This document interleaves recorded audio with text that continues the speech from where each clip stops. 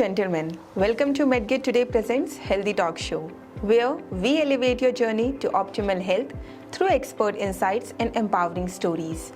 Here, leaders speak and industry listens. I'm your host, Ritika Singh.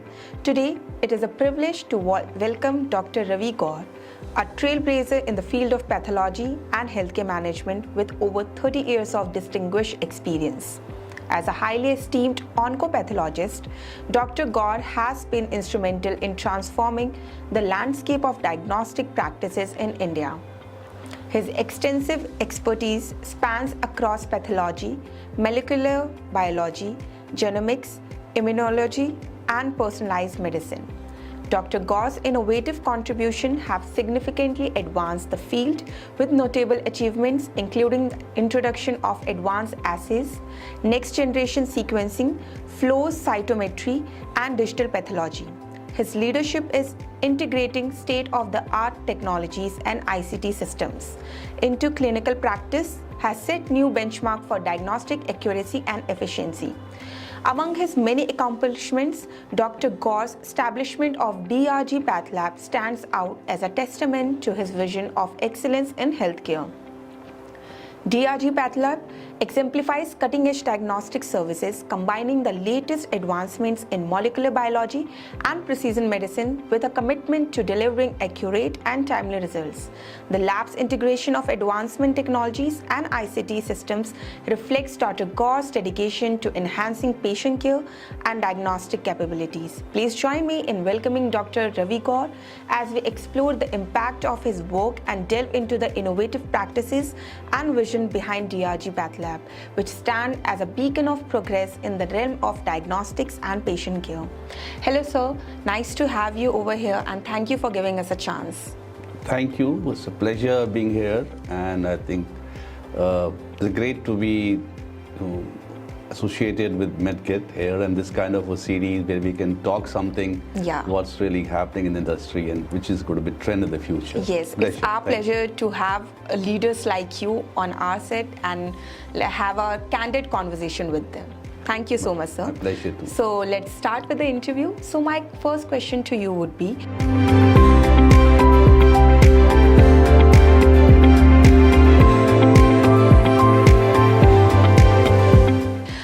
just walk us through about yourself and your organization DRG Pathlab.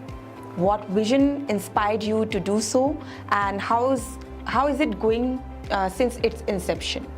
Okay, I'll probably like to go back and from where I started my innings. Actually, as a child, I think I was very fascinated by the human response. Okay. Like everybody gets wet in the rain, but somebody falls sick, somebody doesn't fall sick, somebody's enjoying it. Yes, exactly. What's there in it, right? Yeah.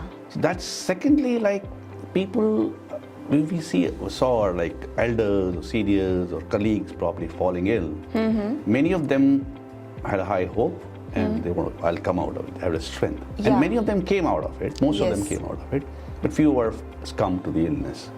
So I was always like, what is this? Okay. Why does it happen? That was a curiosity or the root cause of coming into this line? Absolutely. That was the cause to medicine.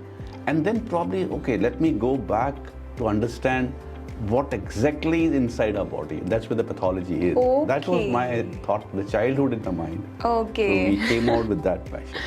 So that is the first most important part. That is where I think my innings started.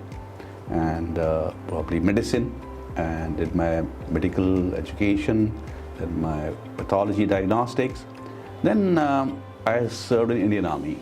Oh wow! So that was almost like I served in remote areas of Ladakh, Northeast Assam. This is where I saw, maybe here in Delhi is fine, but I think when you go to remote, the last men out on the post, DRG Pathlab was basically brought by this all thing together, fully automated, integrated, AI driven. But I never forgot that. That's an important part. Because come what may, the human skill is the most important. Yes. Besides, if you don't have a skill, nothing will work. True. So I always had the privilege to have best of skilled people. I always you have to have the best skilled people, doctors with you. So a few of my mentors, my teachers who taught me, I requested them, please join hands with me, and I was blessed by them. So today we have one of the best teams, the topmost authorities in hematopathology, somebody in the country, they are part of us. And getting the conventional wisdom into the new generation, putting them together, that's what makes DRG as a differentiation from the other labs. Integrating everything together. Such a beautiful story DRG has, I must say. Like struggling from success, everything has in DRG Pathology success line. So as you talked about IT, so what are the new technology advancements diagnostic sectors are evolving? Diagnostic sectors, if you look at broadly, we have hematology, we have biochemistry, we have immunology, we have microbiology, virology, then molecular pathology and cytogenetics and genomics, and histopathology. These are all. When I did my MD in pathology, at that time everything was into one.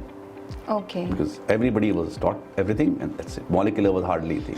I'm talking about way back, late 80s. And hard to touch that. Yeah, absolutely. But then after that, because now everything has become specialty by itself, every branch. So the new technologies are you can say every field, whether it's hematology. In hematology, we used to have basic cell counters, but today we are talking about flow cytometry, advanced counters, automated AI, or you can say a digital pathology has come in hematology, where the slides are scanned, computers gives you a value or report automatically, wherever you are. You don't require pathologists. But yes, pathologists will definitely be required to oversee and make sure that final diagnosis, what system is giving, is like a pathologist or is an AI to an AI. You can say. And moving forward, how to manage and ensure the quality of the test? Well, today I think I firmly believe, at least for my center or all center, whatever I've worked is, the diagnostic accuracy, precision is just not a standard, it has to be a promise. One has to have an accuracy in diagnostic. Because for us, being a diagnostic people, every sample is a life. There's no human being with us. We have blood samples or tissue sample or body fluid. That's life to me. So I have to handle that sample right from the time it's been collected. Not let sample reach my lab. We have three components to it. Pre-analytical.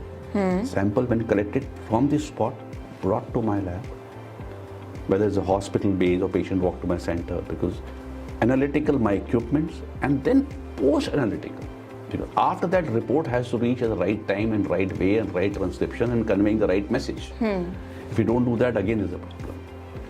So quality is something where you have to start from there. It's a journey to perfection. And you can never be perfect, I believe. You enjoy the journey. And various parameters.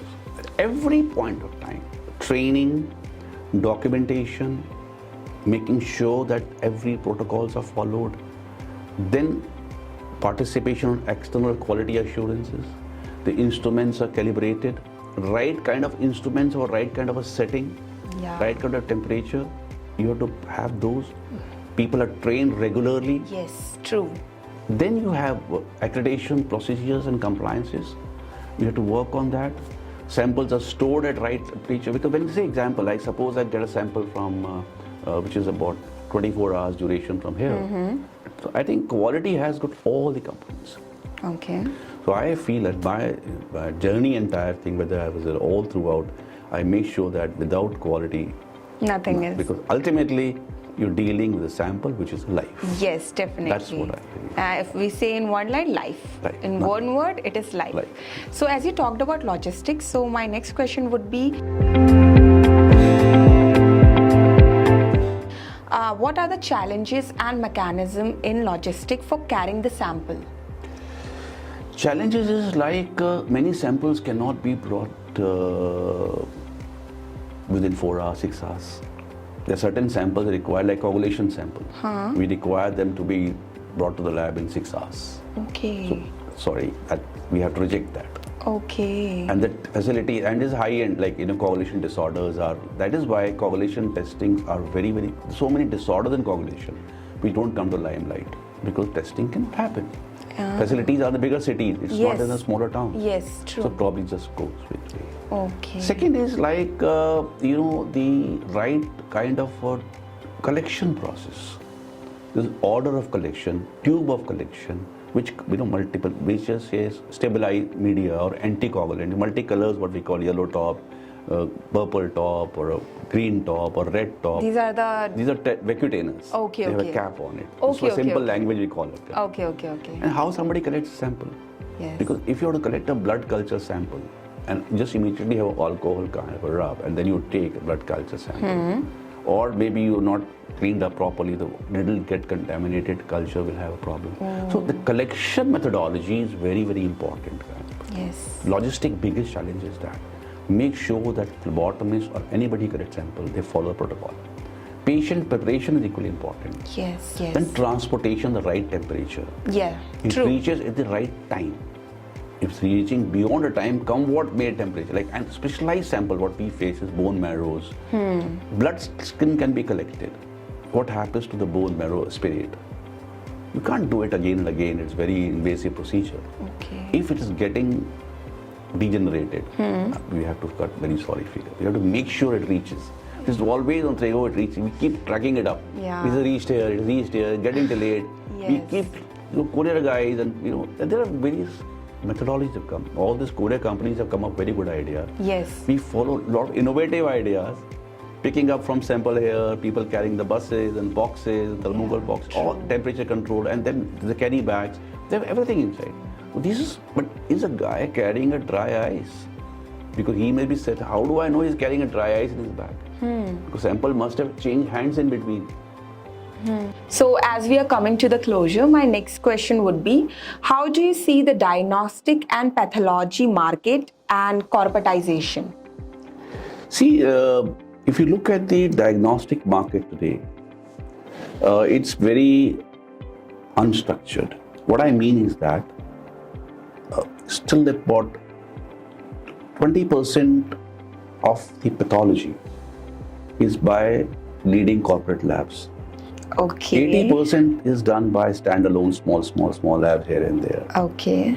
This is changing now, almost like, because the way the bigger players, they are now entering into tier 2, tier 3, tier 4.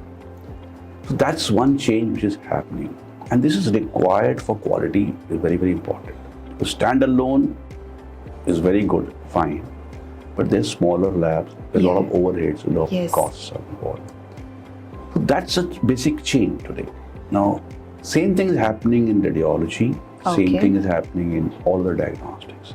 Molecular also similar kind. Okay. So that's where the bigger industry or corporates are entering now. At some point of time, bigger players had probably one central referral lab or 4 regional labs. There was no satellite labs. Today, all the bigger players have 200, 300, 250 satellite labs in the remote locations.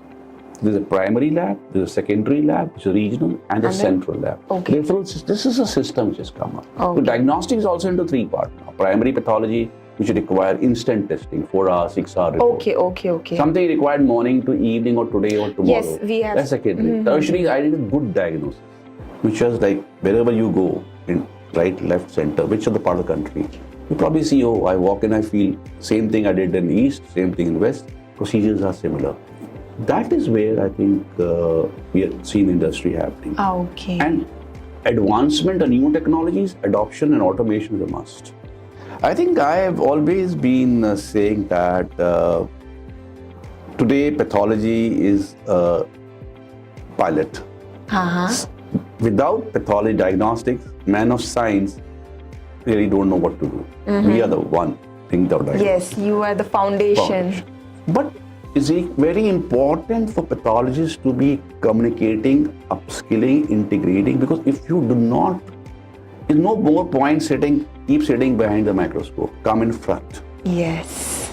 The definition of pathologist should now more be a clinical solution provider. Okay. Because clinicians they want an answer because they're overburdened with a lot of other things. Yes, true. If I can be a part of the team, talk to them day in and out, understand their mindset, understand patient mindset, because patient doesn't come to me, I only get sample. Yes. So I think it's pathology should now be, like not only behind the microscope, But come in front. Talk to people, talk to your patient, Yes. make a personalized diagnosis. Era of precision medicine is here, digital pathology, adopt everything, and I think there'll be big success. And you said also personalization is very must. 100%. Without that, nothing will work. Nothing Because is. personalization is an era of patient-centric and compassion. Remember that. Okay. The future is very bright, Yeah. provided we adopt and we walk along with the And technology. get the success we want. Yeah.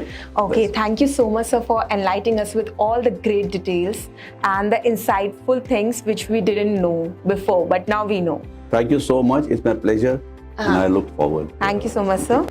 As we conclude to this introduction, let us take a moment to acknowledge and appreciate the immense impact that Dr. Ravi Gaur has made in the field of pathology and healthcare. His dedication, innovation, and leadership have not only advanced diagnostic practices but have also paved the way for a brighter future in patient care. We are truly honored to have Dr. Gaur with us today and look forward to gaining insights into his groundbreaking work and visionary approach. His remarkable journey serves as an inspiration to all of us committed to advancing healthcare. Thank you, Dr. Gaur, for your invaluable contribution and for sharing your expertise with us today. We are excited to engage in a meaningful discussion and learn from you, your wealth of experience and the future of healthcare. Thank you so much, sir. Stay tuned and do subscribe our channel.